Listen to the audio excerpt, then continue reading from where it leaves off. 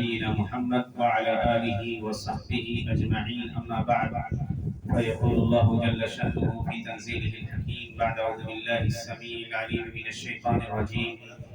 بسم الله الرحمن الرحيم. الله ولي الذين آمنوا يخرجهم من الظلمات إلى النور والذين كفروا أولياؤهم الطاغوت يخرجونهم من النور إلى الظلمات أولئك أصحاب النار هم فيها خالدون. محترم سامعین، پردہ نشین مائیں اور بہنیں، یہ انتہائی پاکیزہ مجلس ہے اور جس ٹاپک پہ یا جس موضوع پہ مجھ سے کہا گیا ہے کہ گفتگو ہو، وہ ہماری زندگی کا خاصہ کہہ دیجیے یا سب سے قیمتی شے اس دنیا میں کسی مومن کو جو حاصل ہو سکتی ہے، وہ شے ہے ایمان، جس کے بغیر زندگی کا، ایک مومن کی زندگی کا تصور نہیں۔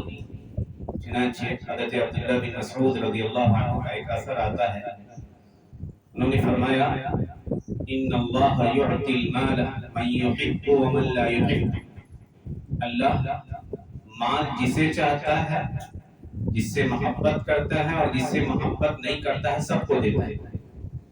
ولا یعطی الایمان الا لمن یحب، اور ایمان اسی کو دیتا ہے جس سے اللہ محبت کرتا ہے۔ تو یہ ایمان دنیا میں ہمارے لیے سب سے قیمتی شے ہے، سب سے قیمتی شے۔ ایمان ہے کیا؟ ایمان کے کچھ فوائد، ایمان کی کچھ تعریفات، کچھ باتیں انشاءاللہ آج کے اس درس کا موضوع ہوں گی۔ اگر کچھ باتیں باقی رہ جائیں گی تو اگلے درس میں ہم اس کو انشاءاللہ مکمل کریں گے۔ اب پھر اس کے بعد جو ایمان کے کچھ اصول و ضوابط ہیں، جن کو شیخ الاسلام محمد بن عبد الوہاب رحمۃ اللہ علیہ نے اصول الایمان میں جمع کیا ہے، تو انشاءاللہ اس کتاب کا مدارسہ ہوگا۔ یاد رکھیں کہ ایمان عربی زبان میں کسی کی تصدیق کرنے کے معنی میں آتا ہے، یعنی ہم کسی کی کسی بات پہ اس کو سچا مانیں تو ہم کہتے ہیں آمنت کا، یعنی صدقت کا، میں نے تم پر یقین کیا، یعنی تمہاری بات کی تصدیق کی۔ قرآن کریم پڑھیے گا سورہ یوسف میں، تو یوسف علیہ السلام اور ان کے بھائیوں کا قصہ مذکور ہے ابتدائی آیات میں، کہ کیسے یوسف کے بھائیوں نے حسد میں اور کہہ دیجئے کہ یوسف کی فضیلت سے چڑھتے ہوئے، جلن کرتے ہوئے اس طرح انہیں کنویں میں ڈال دیا تھا، اور باپ والد صاحب کو آ کے کہانی سنائی کہ اسے بھیڑیے نے کھا لیا۔ تو اللہ نے کہا وَجَاءُوا عَلَىٰ قَمِيصِهِ بِدَمٍ كَذِبٍ، جھوٹا خون لے کر آئے، اس کے کپڑے پہ بھیڑیے مینڈے وغیرہ کا خون دبا کر لیا اور کپڑے پہ لگا لیا، اور ان کو دکھایا حضرت یعقوب کو کہ دیکھیں یہ یوسف کا خون۔ اب پھر انہوں نے خود اقرار کیا وَمَا أَنْتَ بِمُؤْمِنٍ لَنَا وَلَوْ كُنَّا صَادِقِينَ، آپ ہماری باتوں کی تصدیق کرنے والے نہیں ہیں اگرچہ ہم سچے تھے۔ تو ایمان کا مطلب ہوتا ہے عربک ڈکشنری کے اعتبار سے کسی بات کی تصدیق کرنا، کسی کو سچا سمجھنا، یہ ڈکشنری کے اعتبار سے۔ جب ہم ایمان کا لفظ بولتے ہیں شریعت کی روشنی میں، شریعت کہتی ہے کہ ایمان لاؤ، اللہ قرآن کریم میں بارہا کہتا ہے اے لوگو ایمان لاؤ، تو ایمان کا مطلب کیا ہوتا ہے؟ پختہ اعتقاد اور یقین رکھنا چار چیزوں کے اوپر۔ کیا چیزیں وہ؟ اللہ سبحانہ و تعالیٰ کے وجود پہ، اللہ ایگزسٹ رکھتا ہے، وہ وجود ہے اس کا، اس بات پہ۔ اللہ کی ربوبیت پہ، وہ ہمارا رب ہے، اس بات پہ۔ اسی طرح اللہ کی الوہیت، یعنی وہ ہماری عبادتوں کا تنہا مستحق ہے، اس بات پہ۔ اور چوتھی چیز یہ ہے کہ اس بات پہ پختہ اعتقاد رکھنا کہ اللہ سبحانہ و تعالیٰ کے کچھ اچھے نام اور بلند صفات ہیں جو اس نے اپنے لیے ثابت کیا۔ تو گویا لفظ ایمان جب ہم بولتے ہیں شریعت کی زبان میں، تو ان چار باتوں پر پختہ اعتقاد رکھنے کا نام۔ چار باتیں اگر ہم تھوڑی سی تفصیل سے کام لیں، اللہ کے وجود پر ایمان رکھنا۔ آج کی دنیا میں بڑی تعداد ایسے لوگ ہیں جس کو ہم ایتھیسٹ کہتے ہیں، کہہ سکتے ہیں ملحدین کی بڑی تعداد جو اللہ کے وجود کا انکار کرتے ہیں۔ ایسے بہت سارے لوگ ملیں گے جو اللہ کو مانتے نہیں، وہ کہتے ہیں کہ اچھائی کرو، اچھائی کا اپنے اعتبار سے وہ ان کے ہاں کنسپٹ ہے۔ اللہ کے وجود پر خود انسان کی ہی فطرت نہیں، اس دنیا میں جتنی چیزیں وہ وجود رکھتی ہیں وہ ساری چیزیں دلالت کرتی ہیں۔ بغیر کسی تعلیم کے، بغیر کسی غور و فکر کے، کسی بھی چیز سے یا کسی بھی انسان سے آپ اللہ کے وجود کے اوپر دلیل مانگ سکتے ہیں تو آسانی سے دے دیں۔ کہا کوئی بھی چیزیں، مخلوقات پیدائشی طور پر اللہ کی طرف متوجہ ہوتی ہیں، اسی لیے جانوروں کو بھی بسا اوقات دیکھیے گا کہ تکلیفوں میں ہوں گی تو اپنی نگاہیں آسمان کی طرف اٹھاتے ہیں۔ ان کو یہ کس نے سکھایا کہ اللہ آسمان کو اٹھاتا ہے؟ کس نے سکھایا؟ اور اسی لیے پیغمبر صلی اللہ علیہ وسلم کی حدیث آتی ہے مسلم شریف کے اندر، کل مولود یولد علی الفطرہ فابواہ یہودانہ او ینصرانہ او یمجسانہ، کہ ہر بچہ جو پیدا ہوتا ہے وہ دین فطرت پہ پیدا ہوتا ہے۔ فطرت کا مطلب ہی ہے اس طریقے پر جس طریقے پر بغیر کسی غور و فکر کے وہ اپنے معبود کو پہچانے۔ تو اس کے والدین کیا کرتے ہیں؟ اگر اس کے والدین کسی غلط عقیدے کے حامل ہیں تو اس عقیدے کے اوپر اس کو قائل کر لیتے ہیں، اس کے والدین اسے یہودی بنا لیتے ہیں یا نصرانی بنا لیتے ہیں یا مجوسی بنا لیتے ہیں۔ اور اللہ نے اسی لیے کہا کہ فطرت کو اختیار کر، فَأَقِمْ وَجْهَكَ لِلدِّينِ حَنِيفًا فِطْرَةَ اللَّهِ الَّتِي فَطَرَ النَّاسَ عَلَيْهَا، اپنے آپ کو جھکا دو اس دین کے لیے یکسو ہو کر، جو ایک فطرت ہے، جس فطرت پہ اللہ نے، جس طریقے پر اللہ نے لوگوں کو یا اپنی مخلوقات کو پیدا کیا۔ اللہ کے وجود پر عقل سے اگر آپ دلیل تلاشیے، یہ تو فطرت ہوا کہ ہر جیسے ایک چھوٹا سا بچہ 10 عورتوں کے بیچ میں رہے تو اپنی ماں کی طرف لپکتا ہے۔ یہ کس چیز نے اس کے اندر یہ صلاحیت دے دی کہ وہ اپنی ماں کو پہچانتا ہے؟ انتہائی نومولود بچہ بھی ہو تو دیکھیے گا کہ اس کے اندر اپنے والدہ کی طرف کشش ہوتی ہے، کھینچنے کی۔ یہ کھینچنا، یہ اٹریکشن اس کی ماں کی طرف کس چیز نے کیا؟ یہ چیزیں جس طرح ایک ماں کی طرف اپنے ایک چھوٹا سا بچہ متوجہ ہو جاتا ہے تو ساری مخلوقات اپنی پیدائش اور فطرت کے اعتبار سے اللہ سبحانہ و تعالیٰ کی طرف مائل ہوتی ہے۔ عقلی دلیل دیکھیں، عقل سے کوئی کہہ دے کہ تاج محل ایک انتہائی خوبصورت عمارت ہے اور انتہائی مرصع اور مزین ہے، خود سے وجود میں آ گئی، خود بخود یہ چیزیں انتہائی مزین اور مرتب اور ترتیب سے آ گئی، تو ہر شخص کا ذہن انکار کرے گا خود سے کیسے وجود میں آئی۔ تو دنیا میں کوئی بھی چیز ہوگی تو اس کا کوئی موجد ہوگا، ہر موجود کا کوئی موجد ہوتا ہے، اس کو وجود میں لانے والا ہوتا ہے۔ اسی لیے اللہ نے سورہ طور میں کہا، ام خلقوا من غیر شیء ام هم الخالقون ام خلقوا السماوات والارض بل لا یوقنون، کیا وہ بغیر کسی خالق کے پیدا ہو گئے یا خود انہوں نے اپنے آپ کو پیدا کر لیا؟ تو پوچھئے کہ کس نے انہیں پیدا کیا؟ بے ساختہ کہہ اٹھیں گے اللہ۔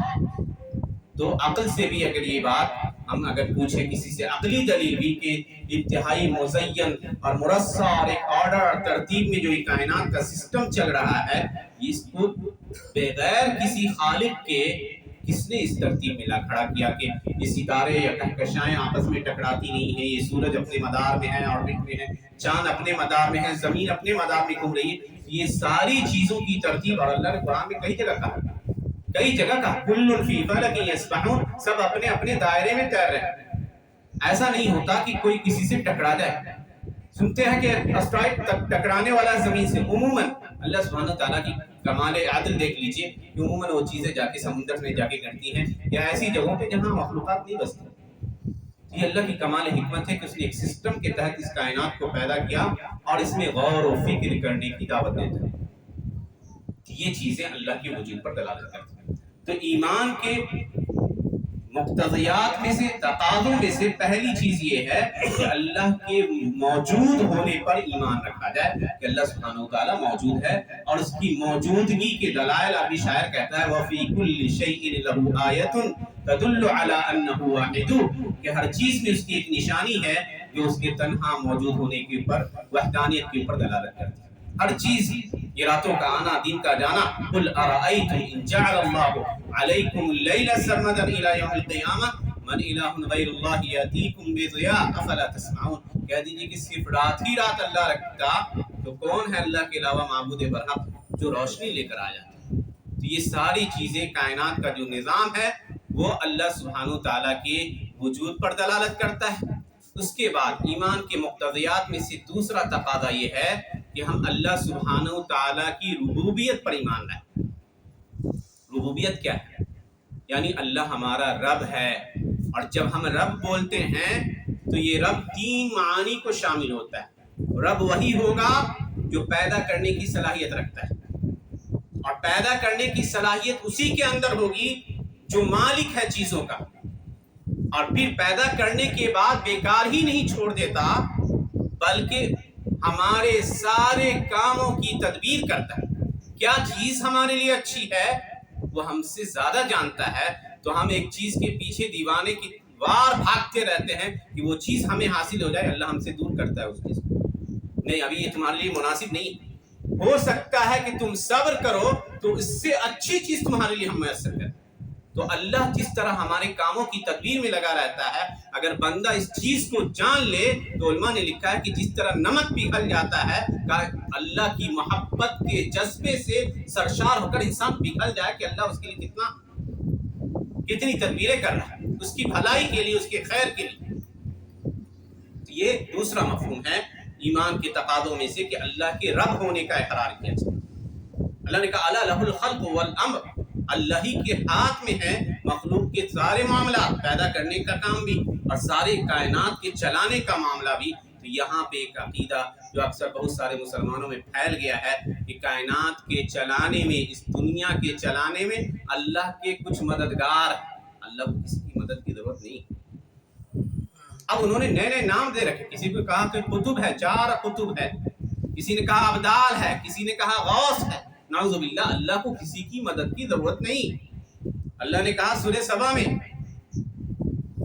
کہ جن کو تم اللہ کے علاوہ پکارتے ہو، قل ارائیتم ما تدعون من دون اللہ، کہہ دیجئے کہ جن کو تم اللہ کے علاوہ پکارتے ہو ان کی حالت یہ ہے لا یملکون مثقال ذرۃ فی السماوات ولا فی الارض، وہ ایک ذرے کے برابر کے مالک نہیں ہیں، اس آسمانوں میں بھی اور زمینوں میں بھی، کہیں کے نہیں۔ تو اللہ کے پارٹنر کیسے ہو سکتے ہیں؟ پارٹنر وہ ہوتا ہے، مان لیں ہم نے ایک تجارت کھولی، دکان کھولی، اور اس میں ہم نے کسی ایک شخص کو رکھا، ہم نے 50 ہم نے ملایا، 50 آپ نے ملایا، دونوں برابر ہیں، مالک، دونوں مالک ہیں۔ تو اللہ کے اس کائنات کے چلانے میں اللہ کا کوئی پارٹنر نہیں ہے، شریک نہیں، ٹھیک ہے، نہ مالک ہے نہ شریک ہے اور نہ ہی مددگار ہے۔ اللہ نے کہا وما لہ فیہ من ظہیر، نہ ہی کوئی مددگار ہے اور نہ ہی کوئی اتنی طاقت رکھتا ہے کہ اللہ کے ہاں کسی کی سفارش کر سکے۔ اللہ نے کہا ولا تنفع الشفاعۃ عنده الا لمن اذن له، اس دن اسی کی سفارش کام آئے گی جس کو اجازت ہوگی سفارش کرنے کی اور اس کی سفارش سے اللہ راضی ہو جائے۔ تو آج دیکھ لیجئے مسلمانوں کی حالت کیا ہوئی، ایمان ہی کمزور ہو گیا۔ جب ایمان کمزور ہوگا تو ظاہر سی بات ہے امت انتشار میں ہو، بلاؤں میں، مصیبتوں میں گرفتار ہوتی چلی جائے۔ توحید ربوبیت میں ہمارے یہاں شرک ہو رہا ہے۔ توحید ربوبیت میں مکہ کے وہ کافر جن سے نبی صلی اللہ علیہ وسلم پوری زندگی لڑتے رہے وہ بھی شرک نہیں کرتے تھے۔ اللہ نے ذکر کیا وَإِذَا رَكِبُوا فِي الْفُلْكِ دعوا الله مخلصین لہ الدین فلما نجاهم الى البر اذا هم یشرکون، کہ جب وہ سمندر میں سوار ہوتے کشتیوں میں اور کشتی ڈاؤن ڈول ہونے لگتی تو خالص طور پر اپنی دعاؤں کو اللہ کے لیے خالص کر لیتے، اے اللہ اگر تو بچا دے تو اب تیرے لیے عبادت کو خالص کر لیں گے۔ اور جب اللہ ان کو خشکی پر لے آتا سمندر سے بچا کر تو پھر وہ شرک کرنے لگتے۔ تو پریشانیوں میں وہ اللہ کو پکارتے تھے۔ کئی جگہ قرآن نے کہا وہ مانتے تھے کہ اولاد اللہ دیتا ہے، وہ مانتے تھے کہ کائنات کو من یدبر الامر، چلاتا کون ہے، فسیقولون اللہ، تو ان قریب کہیں گے اللہ۔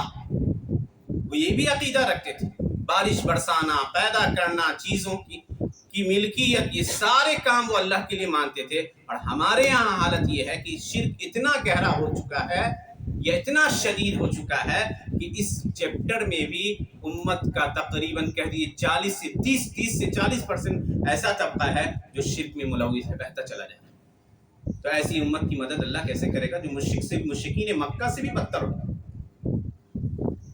یہ دوسرا مفہوم تھا ایمان کے تقاضوں میں سے کہ دوسری چیز یا دوسرا تقاضا جس کے اوپر ایمان لانا ضروری ہے، اس بات کا بندہ اعتقاد رکھے کہ اللہ ہمارا رب ہے، وہ خالق ہے، مالک ہے، تمام چیزوں کی تدبیر وہ کرتا رہتا ہے، ہمارے لیے کیا اچھا ہے وہ ہم کو اس بات سے بخوبی واقف ہے۔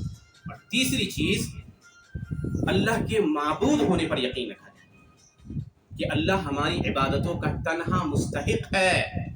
اس بات کا جب آپ نے دیکھا کہ وہ رب ہے آپ کا جو آپ پر اتنی انعامات اور نوازشیں کرتا ہے، تو وہ وہی اس لائق ہے کہ بندگی کی تمام قسموں کو اسی کے لیے خالص کی جائے۔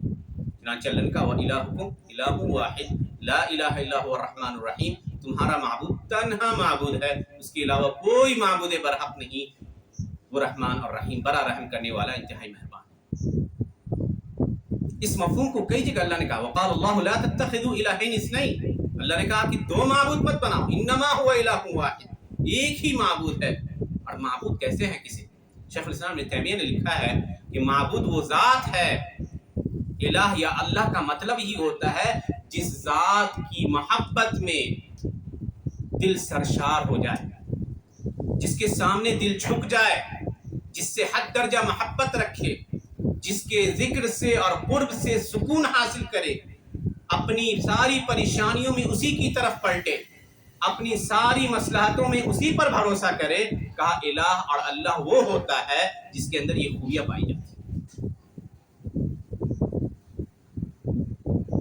تو الوہیت یا اللہ کے معبود ہونے کا اعتقاد رکھنا یہ ایمان کے تقاضوں میں تیسرا تقاضا ہے۔ اور چوتھا تقاضا یہ ہے، مختصر کرتے ہوئے، کہ اللہ کے بہت اچھے اچھے نام ہیں جو اللہ نے اپنے لیے ثابت کی، ان ناموں کے اوپر ہم یقین رکھتے ہیں۔ اللہ کے نام ہیں 99 سے زائد نام ہیں، بلکہ 99 نام ایسے ہیں، اللہ کے نبی صلی اللہ علیہ وسلم فرمایا کہ جو ان ناموں کو یاد کر لے، ان کے میننگز معانی کو سمجھے اور اس کے مطابق عمل کرے، اتنا کرنا ہی جنت میں لے جانے کا سبب۔ صحیح بخاری کی مشہور حدیث ہے، ان للہ 99 اسما من احصاها دخل الجنہ، اللہ کی 99 ایسے نام ہیں جس نے بندے نے بھی شمار کر لیا، یاد کر لیا، اچھے سے اس کے معانی کو سمجھا، وہ جنت میں داخل ہو جائے گا۔ اللہ کی کچھ صفات ہیں، اللہ نے اپنی بھی صفات ثابت کی۔ کہیں اللہ کہتا ہے اللہ ہنستا ہے، کہیں الفاظ میں حدیث میں مسکراتا ہے۔ کہا اللہ کے نبی صلی اللہ علیہ وسلم نے کہ اللہ سبحانہ تعالیٰ کہتا ہے کہ میرا بندہ میری طرف چل کے آتا تو میں دوڑ کے آتا ہوں۔ تو اس طرح کے جو صفات ہیں، امت کا بڑا طبقہ اس میں بھی گمراہی کا شکار ہوا ہے۔ ان لوگوں نے اس کے معنی کو بدلنے کی کوشش کی۔ ہنسنا کیا ہوتا ہے ہم جانتے ہیں، چلنا کیا ہوتا ہے جانتے ہیں، اتنا معنی تو ہر مسلمان سمجھتا ہے جو جس لفظ سے مخاطب کیا گیا۔ اللہ کے لیے ہاتھ ہے، قرآن میں ثابت کیا گیا ہے، ثابت کرتے ہیں، لیکن اس میں ثابت کرتے وقت چار چیزیں آپ کو ماننی ہوگی، چار چیزوں کا خیال رکھنا ہوگا کہ ان معانی کے اندر ہم کسی طرح کی تبدیلی نہ کریں۔ ہم یہ نہیں کہیں کہ چلنے کا یہ مطلب ہے، ہاتھ کا یہ مطلب ہے، جیسے لوگ مطلب بیان کرتے پھرتے ہیں۔ اسی طرح کیفیت نہیں بتانی ہے، یہ نہیں کہنا کہ نعوذ باللہ اللہ کے ہاتھ ہمارے ہاتھ جیسے ہیں، اللہ کا چہرہ، اللہ نے کہا قرآن کریم میں کل شیء ہالک الا وجہہ، اللہ کے چہرے کے علاوہ تمام چیزیں ہلاک ہو جائیں گی۔ تو لوگوں نے طرح طرح کی تفسیریں کی ہیں۔ لفظ وجہ کا مطلب ہوتا ہے عربی میں چہرہ، کہا ثابت کیجئے، کہا وَيَبْقَى وَجْهُ رَبِّكَ ذُو الْجَلَالِ وَالْإِكْرَامِ، آپ کے رب کا چہرہ جو بڑا جلال اور اکرام والا ہے وہ باقی رہے گا ہمیشہ۔ تو تفسیرات میں باطل فرقے گمراہی کا شکار ہوئے۔ اسی طرح تشبیہ نہیں دینی ہے اور نہ مثال دینا ہے کہ اللہ مخلوق کی طرح ہے، اللہ کے ہاتھ نعوذ باللہ ہماری طرح ہے، اللہ کا چہرہ ہماری طرح، ہم چہرہ کا مطلب سمجھتے ہیں، ہاتھ کا مطلب سمجھتے ہیں، اس کو ویسے ہی رکھا جائے۔ یہ سلف اس میں زیادہ جو ہے گہرائی میں نہیں جانا پسند کرتے، اور نہ ہی اللہ کو ان صفات کی تعطیل کرنی ہے، یعنی ایسا بھی نہیں کرنا کہ بس یہ لفظ آیا ہے اس کو ہم مانتے ہی نہیں، اللہ کے لیے نہ ہاتھ مانتے ہیں، نہ اللہ کے لیے چہرہ مانتے ہیں، نہ اللہ کے لیے ہنسنا مانتے ہیں۔ یہ ان چار چیزوں کا خیال رکھا جائے، اللہ کے نام اور اللہ کی صفات کو ثابت کرتے ہوئے کہ ہر وہ بات جو اللہ نے قرآن کریم میں ثابت کی ہے اپنے لیے، یا ہر وہ بات جو اللہ کے نبی صلی اللہ علیہ وسلم نے صحیح حدیثوں میں ثابت کی ہے اللہ کے لیے، اس کو بغیر ان چار چیزوں کے، بغیر معنی میں تبدیلی کیے ہوئے، بغیر کیفیت کے بیان کیے ہوئے، بغیر تشبیہ دیے ہوئے، اور بغیر تعطیل کا مطلب ہوتا ہے بغیر اس کے معنی کا انکار کیے ہوئے ہم کو ماننا ہوگا۔ یہ ہوا ایمان کا لغوی اور اصطلاحی معنی جو مفہوم۔ جب یہ چیزیں آپ کے اندر آئیں گی تو بہت سارے فوائد آپ کو حاصل ہوتے ہیں۔ سب سے پہلا فائدہ ہے اللہ سبحانہ و تعالیٰ کی خاص ولایت آپ کو حاصل ہو جاتی ہے، یعنی اللہ آپ کو اپنے خاص مقربین بندوں میں شمار کر لیتا ہے جن کو اللہ اپنا دوست کہتا ہے۔ اللہ نے کہا الا ان اولیاء اللہ لا خوف علیہم ولا هم يحزنون الذین آمنوا وکانوا یتقون، کہا آگاہ رہیے اللہ کے اولیاء وہ ہیں جن کے اوپر کوئی ڈر نہیں ہوگا، جنہیں کوئی خوف نہیں ہوگا مستقبل کے سلسلے میں، ولا هم يحزنون، اور پیچھے جو باتیں گزری ہیں اس پر انہیں غم بھی نہیں ہوگا۔ کہا کون لوگ ہیں یہ؟ جو لوگ ایمان لائے، ایمان لائے یعنی ان صفات پر ایمان لائے جن کا بیان ابھی آپ کے سامنے گزرا کہ ایمان کہتے کسے۔ کہا اور وہ لوگ تقوی اختیار کرتے تھے۔ تو ہر مومن جو متقی ہے وہ اللہ کا ولی، اللہ کے ولی ہونے کے لیے ضروری نہیں ہے کہ دنیا کو چھوڑ دیجئے، کسی پہاڑ پہ گوفے میں جا کے رہیے اور اللہ اللہ کیجئے، جیسے لوگ کنسپٹ بنا رکھا ہے لوگوں نے کہ دنیا کو چھوڑ دو اور تب جا کے کہیں جو ہے کسی گوشے میں گوشہ نشینی اختیار کرو اور اس کے بعد کہا جائے گا کہ یہ اللہ کے بہت پہنچے ہوئے ولی۔ ایسا نہیں، اللہ کا ولی وہ شخص ہے جو سوسائٹی کی مصیبتوں پر، اذیتوں پر، تکلیفوں پر صبر کرتا ہے اور ان کی اصلاح میں لگا رہتا ہے۔ اسی لیے طبرانی کی ایک مشہور حدیث آتی ہے عبداللہ بن مسعود رضی اللہ عنہ کی طریق سے، کہا نبی صلی اللہ علیہ وسلم نے وہ مومن جو لوگوں کے بیچ میں رہتا ہے وَيَصْبِرُ النَّاسِ وَيَصْبِرُ عَلَىٰ أَذَى النَّاسِ، اور لوگوں کی تکلیفوں پر صبر کرتا ہے۔ ہو سکتا ہے دعوت کا کام کرنے جا رہا ہے، بہت ساری باتیں لوگوں سے سننی پڑے، گمراہ لوگوں کے بیچ جائیے گا، وہ آپ کو کہہ سکتے ہیں کسی کی اصلاح کیجیے گا تو شروع میں تو مخالفتیں جھیلنی ہوں گی۔ ہم تو کچھ نہیں جھیلتے جتنا نبیوں نے جھیلا، ان کی جانیں گئی ہیں اس لائن میں۔ اللہ کی مخلوق پر سب سے زیادہ مہربان اللہ کے بعد انبیاء رہے ہیں، اور انبیاء کے بعد وہ علماء رہے ہیں جن کے دلوں میں ان مخلوق کی ہمدردی رہتی ہے۔ اسی لیے نبی صلی اللہ علیہ وسلم کے ذریعے اللہ سبحانہ تعالیٰ نے نبی صلی اللہ علیہ وسلم کی جو فضیلت حاصل ہے، وہ ایک فضیلت کی ایک سبب یہ ہے کہ ان کے ذریعے اللہ نے بے شمار مخلوقات کو جہنم سے نکال دیا۔ یہ بہت بڑی فضیلت ہے جو لوگ دعوت کا کام کرتے۔ تو کہا کہ ایسا نہیں، ہر مومن جو متقی ہے وہ شخص اللہ کا ولی ہے۔ اور تقویٰ کہتے کسے؟ تھوڑی سی کچھ فوائد تقوی کے تعلق سے آتے ہوئے بات کو پوری کریں گے۔ کہا تقویٰ کہتے ہی کسے کہ جب یہ تقویٰ کی صفت آتی ہے، کہتے ہیں تقویٰ کوئی بھی کام آپ کیجئے، نیکی کا کام، ان تعمل بطاعت اللہ، اللہ کی اطاعت کا کام کیجئے، علی نور من اللہ، اللہ کی جانب سے نور پر۔ اس کا مطلب کیا ہوا؟ کوئی بھی نیکی کا عمل کیجئے تو اس کی دلیل تلاش۔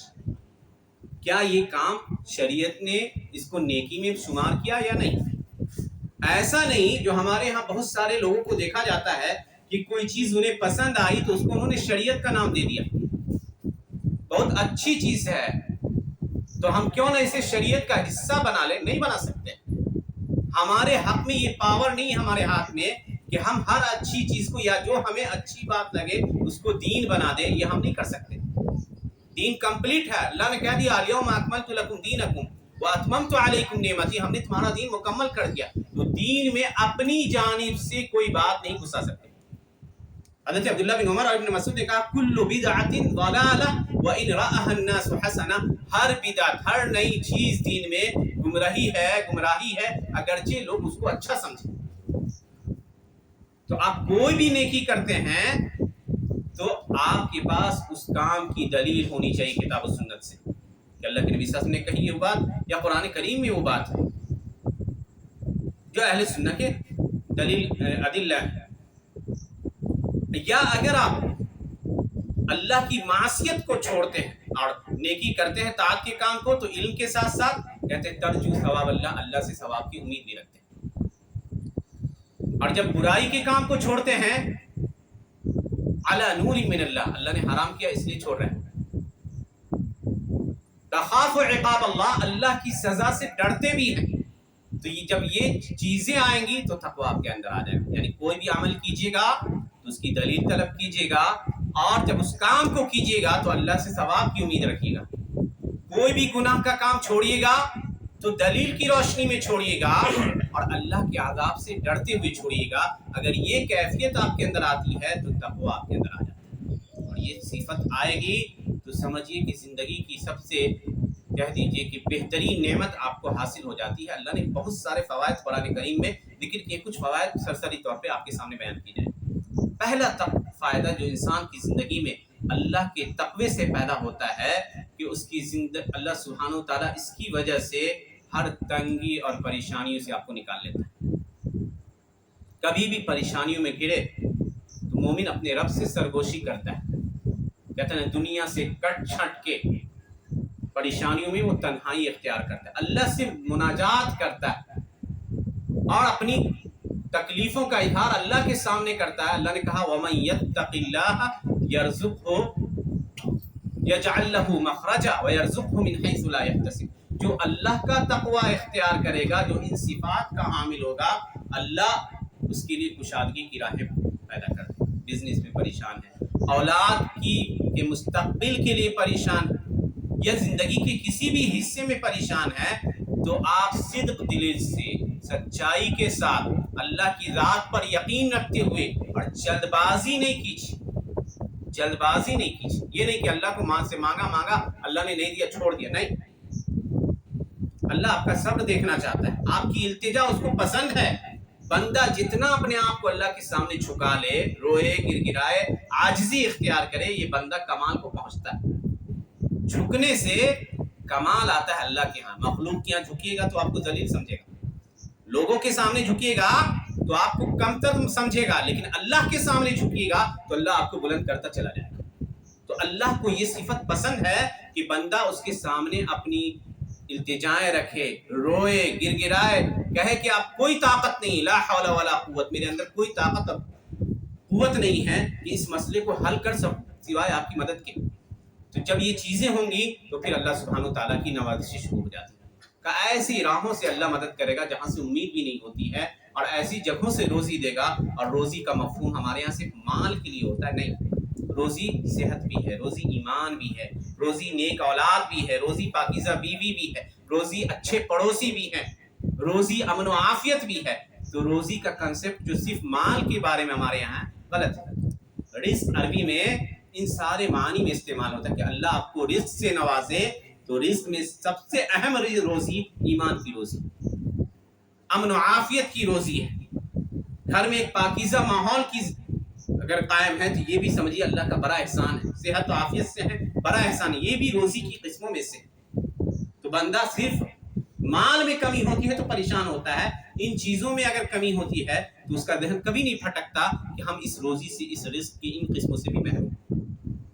دوسرا فائدہ، جب یہ صفت پیدا ہوگی تقوی کی، یا اس طریقے پر اگر ہم زندگی گزاریں گے تو ہمارے کام آسان ہو جائیں گے۔ اللہ نے اسی سورہ طلاق میں ہی کہا وَمَن يَتَّقِ اللَّهَ يَجْعَلْ لَهُ مِنْ أَمْرِهِ يُسْرًا، جو اللہ سے کا تقوی اختیار کرتا ہے اللہ اس کے کام کو آسان کر دیتا، اس کے کاموں کو آسان کر دیتا، بغیر کسی مشقت کے آپ کے کام آسانی سے سب ہوتے چلے جا رہا ہے، تو سمجھیے کہ اللہ کا احسان۔ تیسری بات، دین کی سمجھ اور صحیح نافع علم سے نوازتا ہے، اور یہ ضروری ہے آج کے اس دور میں، فتنوں کے اس دور میں، کہ ہمارے پاس اتنا علم ضرور ہو کہ حق اور باطل کی تمیز کر سکیں، گمراہی اور ہدایت کی تمیز کر سکیں، فتنوں کو پہچاننے کا سلیقہ آ سکے، یہ ضروری ہے۔ اللہ نے کہا وَاتَّقُوا اللَّهَ وَيُعَلِّمُكُمُ اللَّهُ، اللہ سے ڈرو، اللہ تمہیں علم سے نوازے گا۔ اور چوتھی صفت یہ ہے کہ اللہ ایسے شخص کو بصیرت والا بنا دیتا ہے، عجیب سی ذہنی کیپیسٹی اس کی بڑھ جاتی ہے، ذہن کی سوچنے کی، چیزوں کی سمجھ اس کے اندر بڑا سلیقہ مند طریقے سے کرتا ہے۔ اور آپ محسوس کیجئے گا آپ کے بچوں میں ماشاءاللہ جو دیندار ہیں، ان کے اندر جو سوچ ہے، جو سمجھ ہے، جو بصیرت ہے، معاملات کو ہینڈل کرنے کی جو صلاحیت ہے، یہ بصیرت ہے، وہ چیزوں کو پہچانتے ہیں، اپنے آپ کو کیسے غلط چیزوں سے بچانا ہے، ان کے اندر وہ ملکہ پیدا ہو جائے گا، آپ کو کچھ کہنے کی ضرورت نہیں ہوگی۔ اللہ نے کہا ان تتقوا اللہ یجعل لکم فرقانا ویکفر عنکم سیئاتکم، اگر اللہ سے ڈرو گے، اللہ کا تقوی اختیار کرو گے، تو اللہ تمہارے لیے تمہارے دل میں بصیرت ڈال دے گا، اچھائی برائی کے درمیان فرق کرنے کی صلاحیت ڈال دے گا، فتنوں کو پہچاننے کی صلاحیت ڈال دے گا، برائی سے خود کو بچانے کی استطاعت اور صلاحیت ڈال دے گا، وہ بصیرت انسان کے اندر پیدا ہو جاتی ہے۔ اسی طرح ایک فائدہ یہ ہے کہ آپ کے ہر سماج میں کچھ لوگ ہوتے ہیں جن کے مخالفین ہوتے ہیں، دشمنان ہوتے ہیں، ان کے شر سے اللہ آپ کی حفاظت کرے، چاہے وہ دشمنان جو ہے اعداء اسلام میں سے ہو یا مکر و فریب، چاہے وہ ہماری کمیونٹی کا ہی کوئی انسان اگر آپ کے خلاف کرے تو اس سے اللہ آپ کی حفاظت کرے گا۔ اللہ نے کہا ان تصبروا وتتقوا لا یضرکم کیدہم شیئا، اگر تم صبر کرو گے اور تقوی اختیار کرو گے تو لوگوں کی چالیں اور مکر و فریب تمہارا کوئی نقصان نہیں پہنچا سکتے۔ ایک اور صلاحیت فضیلت جو حاصل ہوتی ہے کہ اللہ کی خاص تائید ایسے بندے پر نازل ہو جاتی ہے، وہ ایک طرح سے اللہ کے ساتھ رہتا ہے۔ اور اس مفہوم کو قرآن میں دیکھیے کئی جگہ اللہ نے کہا۔ حضرت موسیٰ اور ہارون جب فرعون کے ہاں دعوت کا کام کرنے جا رہے تھے، ڈر رہے تھے، خوف تھا، بہت ظالم تھا۔ حق بات کہنا کسی ظالم بادشاہ کے ہاں یہ بھی بہترین صدقات میں سے افضل جو ہے عبادت میں سے ہے، یا افضل الجہاد کہا گیا اس کو، کہ کسی کے سامنے حق بات کرنا چاہیے جائے کہ اس دنیا کا، اس زمانے کا سب سے بڑا جابر جو اپنے آپ کو رب الاعلیٰ کہتا تھا کہ میں تمہارا سب سے بلند و بالا رب ہوں، اس کے پاس جا رہا ہے۔ موسیٰ علیہ السلام نے ڈر کا اظہار کیا کہ اللہ ڈر لگتا ہے، ہو سکتا ہے کہ وہ ہم پر سختیاں نہ کر بیٹھے۔ اللہ نے کہا لا تخافا اننی معکما اسمع و ارا، مت ڈرو، میں تمہارے ساتھ ہوں، سن رہا ہوں، دیکھ رہا ہوں۔ اللہ کے ساتھ ہونے کا مطلب ہے کہ اللہ کی تائید آپ کو حاصل ہے، اللہ عرش پر بلند ہے، اللہ کی خاص تائید آپ کو حاصل ہے، ایسی تقویت، اور آپ کے دشمن کے دل میں ایسا روب ڈال دے گا کہ اس آپ کے سامنے پست ہو جائے۔ اور یہ آپ نے دیکھا، جو لوگ اللہ کے خاص بندے ہوتے ہیں اللہ ان کو کبھی رسوا نہیں کرتا، بے یارو مددگار نہیں چھوڑتا۔ حضرت یونس ابن متہ علیہ السلام، مچھلی کے پیٹ کا قصہ مشہور قصہ ہے۔ مچھلی نے جو ہے لمبی کہانی ہے، اس کہانی کے پس منظر میں جائے بغیر کہ جس انہوں نے اپنے قوم کو آداب میں کیا آثار دیکھے تو چھوڑ کر چلے گئے، قوم ایمان نہیں لا رہی تھی، سمندر میں سوار ہوئے کشتی پہ، کشتی ڈاؤن ڈول ہونے لگی۔ اس زمانے میں لوگ سمجھتے تھے کہ کوئی برا آدمی ہے کشتی پہ سوار، چنانچہ قرآن اندازی کی گئی، نام لکھے گئے اور کہا گیا کہ جس کا نام آئے گا اس کو سمندر میں ڈال دیا جائے گا۔ نام اس نبی کا نکلا، لوگ جانتے تھے کہ اچھے آدمی ہیں۔ دوبارہ ہوا، قرآن اندازی کی گئی، تیسری بار کی گئی، تینوں بار انہی کا نام نکلا، سمجھ گیا کہ اللہ کی طرف سے حکم ہے، کہا مجھے ڈال دو۔ اللہ نے کہا فساہم فکان من المدحضین فالتقمہ الحوت، ایک بڑی سی بھیل مچھلی نے انہیں نگل لیا۔ اب رات کی تاریکی ہے، سمندر کی تاریکی الگ ہے، مچھلی کے پیٹ کی تاریکی الگ ہے۔ اللہ نے بڑی شاندار کیفیت سورہ انبیاء میں نقل کی ہے، وَذَنُّونِ إِذ ذَّهَبَ مُغَاضِبًا فَظَنَّ أَن لَّن نَّقْدِرَ عَلَيْهِ فَنَادَىٰ فِي الظُّلُمَاتِ أَن لَّا إِلَٰهَ إِلَّا أَنتَ سُبْحَانَكَ إِنِّي كُنتُ مِنَ الظَّالِمِينَ فَاسْتَجَبْنَا لَهُ وَنَجَّيْنَاهُ مِنَ الْغَمِّ وَكَذَٰلِكَ نُنجِّي الْمُؤْمِنِينَ۔ یاد کیجئے مچھلی والے نبی حضرت یونس کا، جب غصے میں اپنی قوم کو چھوڑ کر نکلے اور سمندر میں جو ہے ڈال دیے گئے قرآن اندازی کی وجہ سے، تو مچھلی نے انہیں نگل لیا اور تاریکیوں میں انہوں نے پکارا۔ جب سارے راستے بند ہو گئے تو ایک راستہ کھلا تھا، چونکہ اللہ کے خاص بندے تھے، مناجات اور ذکر و اذکار کنٹینیو کرتے رہتے تھے تو اللہ کے ہاں جانے جاتے تھے، مشہور تھے، ان کی آواز پہنچتی رہتی تھی۔ تاریکیوں میں چھپکے چھپکے پکارا کہ لا الہ الا انت سبحانک، نہیں ہے کوئی معبود برحق، تو پاک ہے، ہر عیب سے تو پاک ہے، میں تو بندہ ہوں، مخلوق ہوں، کمزوریوں کا شکار ہو سکتا ہوں، میں ہی ظالم ہوں مستضعف۔ بس اتنا ہی کہا، یہ نہیں کہا کہ نجات دے دیجیے، اللہ کی بڑائی بیان کی، اپنے گناہ کا اعتراف کیا، اور اللہ کو یہ پسند ہے۔ سید الاستغفار پڑھیے گا، کہتے ہیں ابوء لک بنعمتک علی و ابوء بذنبی، ہے نا، اپنی آپ کی نعمت کا اعتراف ہے اور اپنی گناہوں کا اقرار ہے۔ تو اللہ کو یہ بڑا پسند ہے کہ اللہ کی نعمتوں کا اعتراف ہو اور انسان اپنے گناہوں کا اعتراف کرے، اقرار کرے۔ چنانچہ اللہ سبحانہ و تعالیٰ کی طرف سے فوراً جو ہے سمجھیے ندا آئی، یا کہ یہ مدد آئی، اور اللہ نے کہا ہم نے ان کی دعا کو قبول کیا اور انہیں غم اور تکلیف سے نجات دی۔ وَكَذَلِكَ نُنجِي الْمُؤْمِنِينَ، ایمان والوں کو ایسے ہی ہم نجات دیں۔ تو ایمان شرط ہے، مصیبتوں میں گھرے ہوں اللہ کی خاص مدد کی۔ تو اللہ کی خاص تائید ایسے لوگوں کو حاصل ہوتی ہے جن کے اندر ایمان ہوتا ہے، اور ایمان کب متحقق ہوگا؟ جب تقویٰ پایا جائے گا، جب تقویٰ پایا جائے گا۔ یہ کچھ فوائد جو آپ کے سامنے بیان کیے، اسی طرح یاد رکھیے اللہ سبحانہ و تعالیٰ کی خاص محبت ایسے بندے کو حاصل ہوتی ہے اس لیے اللہ نے کہا بلا من اوفا بعہدہ واتقى فان اللہ یحب المتقین، جو اپنے وعدے کو پورا کرے گا اور اللہ کا تقوی اختیار کرے گا تو اللہ متقیوں سے محبت کرتا ہے۔ اور حدیث ہے، مشہور حدیث ہے، حضرت جبریل علیہ السلام کو آواز دیتا ہے اللہ سبحانہ وتعالیٰ، اے جبریل میں اپنے فلاں بندے سے محبت کرتا ہوں، تم اس سے محبت کرو، تو جبریل علیہ السلام اس بندے سے محبت کرتے ہیں۔ پھر آسمان بھی ندا لگاتے ہیں کہ اے اہل السماوات، اللہ تمہارا رب فلاں بندے سے محبت کرتا ہے، اس کا نام لیا جاتا ہے، تم بھی اس سے محبت کرو، تو آسمان والے اس سے محبت کرتے ہیں۔ پھر اس بندے کی محبت لوگوں کے دلوں میں ڈال دی جاتی ہے۔ تو اگر لوگ آپ سے دنیا میں محبت کرتے ہیں، اچھے اہتمام سے پیش آتے ہیں، قبولیت حاصل ہے، تو یہ بھی نشانی ہے ایک اللہ کے ہاں مقبول ہونے کی۔ تو انشاءاللہ امید رکھیں کہ اللہ کے ہاں بھی اللہ سبحانہ وتعالیٰ کے ہاں بھی آپ محبوب بندوں میں سے، کیونکہ یہ محبت ایسے ہی نہیں ڈالی جاتی ہے، بلکہ بے غرض محبت، بے لوث محبت جو ہے یہ اللہ سبحانہ وتعالیٰ کی طرف سے دین اور عطیہ ہوتا ہے۔ یہ فوائد ہیں جب ایمان ہماری زندگی میں تحقق ہوگا، اور ایمان تحقق ہوتا ہے تقویٰ کے ذریعے، جس کے کچھ فوائد آپ کے سامنے بیان کیے ہیں۔ اسی طرح ایمان کے فوائد میں سے ایک فائدہ یہ بھی ہے جو ہمیں حاصل ہوتا ہے کہ اللہ سبحانہ وتعالیٰ کی رضامندی حاصل ہو جاتی ہے۔ جب اگر ہمارے اندر ایمان ہوگا تو اللہ کی رضامندی حاصل ہوگی، اور دنیا اور آخرت میں اللہ کی رضامندی سے بڑھ کر کوئی نام نہیں، جنت سے بھی بڑھ کر۔ اسی لیے للذین احسنوا الحسنی وزیادہ، اللہ نے کہا جو لوگ اچھائی کرتے ہیں، نیکی کرتے ہیں، ان کے لیے حسنہ ہے، اور حسنہ کہتے ہیں جنت کو، حسنہ کہتے ہیں جنت کو، وزیادہ اور مزید اضافہ ہوگا۔ علماء نے لکھا ہے کہ اضافہ یہ ہے کہ اللہ کا دیدار اور اللہ کی رضامندی۔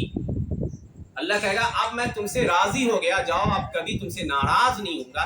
یہ سرٹیفکیٹ اگر بندے کو مل جائے تو سمجھیے کہ اس کے کیا کہنے ہیں۔ اب دنیا میں وہ آخرت جنت میں وہ ہمیشہ نعمتوں کی زندگی میں ہی گزارے گا۔ تو یہ ایمان اور تقویٰ آئے گا تو یاد جان رکھیے کہ جنت ہمارا انتظار کر رہی ہے۔ اللہ نے کہا تلک الجنت التی نورث من عبادنا من کان تقیا، وہ جنت ہم اس کا وارث اپنے بندوں میں ان لوگوں کو بنائیں گے جو تقویٰ اختیار کرتے ہیں، اللہ کا ڈر رکھتے ہیں۔ تو یہ فوائد ہیں ایمان کے۔ اسی طرح ایک اور فائدہ یہ ہے کہ دنیا میں سعادت اور خوشی کی زندگی حاصل، چاہے آپ دنیاوی اعتبار سے کتنے بھی مالی طور پہ بہت پیسے والے نہ بھی ہوں، تو اللہ قناعت ڈال دیتا ہے۔ اللہ کے نبی صلی اللہ علیہ وسلم نے کہا کہ جس بندے کو اللہ نے کوئی مال دیا اور وہ اس پر قناعت اختیار کر گیا، قنعہ اللہ بما آتاہ، اللہ نے اس کے اندر قناعت ڈال دی، تو سمجھیے کہ دنیا کا سب سے خوش نصیب انسان۔ اللہ نے کہا من عمل صالحا من ذکر او انثى وهو مؤمن فلنحيينه حیاتا طیبہ، جو نیکی کرے گا چاہے وہ مرد ہو یا عورت، حالت ایمان میں ہے تو ہم اسے ایک پاکیزہ زندگی گزاریں گے، پاکیزہ زندگی عنایت کریں گے، اور آخرت میں ان کے اچھے عملوں کا بڑی اچھا بدلہ دیں گے۔ تو یہ ایمان کے فوائد میں سے ایک فائدہ یہ ہے کہ دنیا کے اندر ایک پاکیزہ زندگی میسر ہوتی ہے۔ انسان کتنا بھی پریشان ہو، چونکہ الحمدللہ اس کا تعلق، اس کا دل اللہ سے جڑا ہوا ہے، وہ پریشان نہیں ہوتا، وہ گھبراتا نہیں، مصائب کو وہ دوسری نگاہوں سے دیکھتا ہے۔ اسی لیے انبیاء اور جو نیک علماء گزرے ہیں، اسی لیے وہ مصائب کو نعمت سمجھا کرتے تھے۔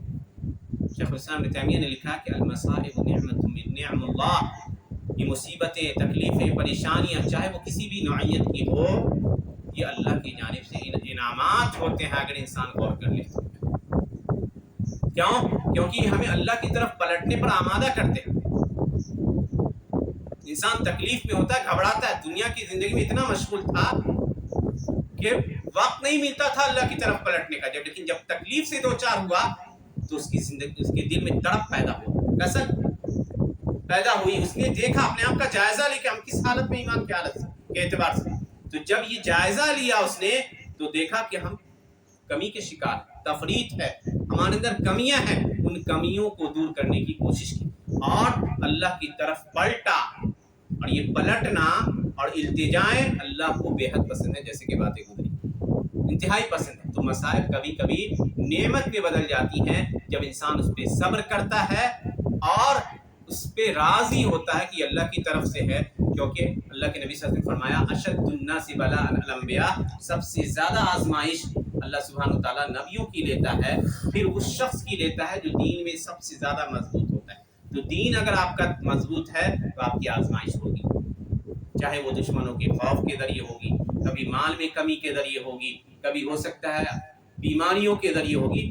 جو بھی آزمائش کی قسم ہے ان میں سے کسی بھی قسم کے ذریعے ابتلا ہو سکتی ہے. ایک اور فائدہ ایمان کا یہ حاصل ہوگا کہ دنیا میں اور آخرت میں امن تام ایسے بندے کو حاصل ہوگا، مکمل امن حاصل ہوگا. اللہ نے کہا الذین آمنوا ولم یلبسوا ایمانہم بظلم اولئک لهم الامن وهم مہتدون، کہ جو لوگ ایمان لائے اور اپنے ایمان کے ساتھ ظلم یعنی شرک کو خلط ملط نہیں کیا، ایمان خالص رہا، شرک نہیں کیا. صحابہ نے جب یہ آیت کریمہ نازل ہوئی تو صحابہ گھبرا گئے، کہا یا رسول اللہ اینا لم یظلم نفسہ، کون ہے جو ہم میں جو اپنے آپ پر ظلم نہیں کرتا، ہم گناہ کرتے ہیں یہ ہمارے اوپر اپنے آپ پر ظلم ہے. اللہ کے نبی نے کہا لیس کما تقولون، جو تم کہہ رہے ہو وہ مراد نہیں ہے. اما سمعتم قول العبد الصالح، نیک بندے حضرت لقمان کا یہ قول تم نے نہیں سنا، یا بنی لا تشرک باللہ ان الشرک لظلم عظیم، کہ اے میرے بیٹے شرک نہیں کرنا اللہ کے ساتھ، شرک انتہائی بڑا ظلم ہے، سب سے بڑا ظلم. تو اگر ایمان لاتے ہیں اور شرک سے اپنے آپ کو بچا لیتے ہیں تو دنیا میں اللہ کے عذاب سے محفوظ، اور آخرت میں ہر خوف سے اللہ کی طرف سے امن مطلق حاصل ہو جائے گا. امن مطلق، کوئی خوف نہیں. اسی لیے اللہ نے قرآن کریم میں جب جنتیوں کا تذکرہ کرتا ہے من عمل صالحا فلا خوف فلهم اجرهم عند ربهم ولا خوف عليهم ولا هم يحزنون، نہ غم ہے اور نہ ڈر ہے، مطلق امن ایسے بندے کو حاصل ہوتا ہے.